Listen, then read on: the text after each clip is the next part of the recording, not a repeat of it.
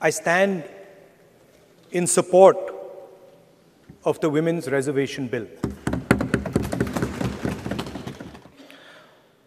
There is one thing, in my view, that makes this bill incomplete.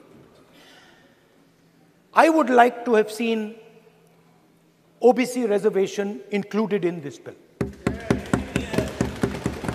हमारे जो institutions हैं, उनमें OBC की भागीदारी कितनी है, ये सवाल मैं पूछ रहा था और मैंने अलग अलग इंस्टीट्यूशंस में थोड़ा रिसर्च किया। मैंने ये सवाल पूछा कि ये जो 70 सेक्रेटरी हैं, 90 सेक्रेटरी हैं, ये जो हिंदुस्तान की सरकार को चलाते हैं, जो बजट को चलाते हैं, इनमें से ओबीसी कितने हैं? नरेंद्र मोदी जी प्रधानमंत्री हैं, ओबीसी के लिए काम करते हैं। मैंने ये सवाल पूछा। मैं आपको जवाब देना चाहता हूं। हिंदुस्तान के सेक्रेटरीज 90 में से सिर्फ 3 ओबीसी से हैं। और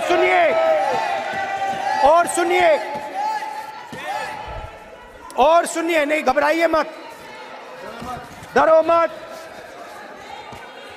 और सुनिए, ये जो सेक्रेटरीज हैं जो ओबीसी कम्युनिटी से हैं, ये हिंदुस्तान के सिर्फ 5% बजट को कंट्रोल करते हैं। ये ओबीसी कम्युनिटी का अपमान है। तो सवाल उठता है कि इस देश में कितने ओबीसी हैं, कितने दलित हैं, कितने आदिवासी हैं, और उस सवाल का जवाब सिर्फ कास्ट सेंसस से मिल सकता है। तो मेरा सरकार को एक सुझाव है, सबसे पहले ये जो महिला का बिल है, इसको आप पास कीजिए, आज पास कीजिए, ये जो आपके लागू कीजिए।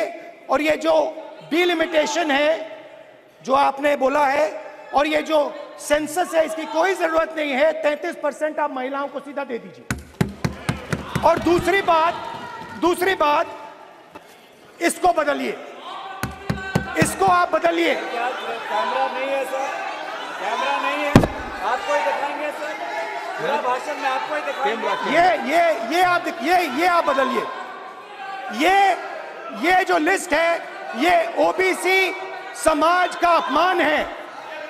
90 लोग हिंदुस्तान के सेक्रेटरी हैं, उनमें से 3 लोग ओबीसी समाज के हैं, 5% बजट को कंट्रोल करते हैं। तो जल्दी से जल्दी आप कास्ट सेंसस कीजिए। जल्दी से जल्दी जो हमने कास्ट सेंसस किया था, उसका डेटा आप रिलीज कीजिए। और अगर आप नहीं करेंगे तो हम कर डालेंगे। Thank you. धन्यवाद।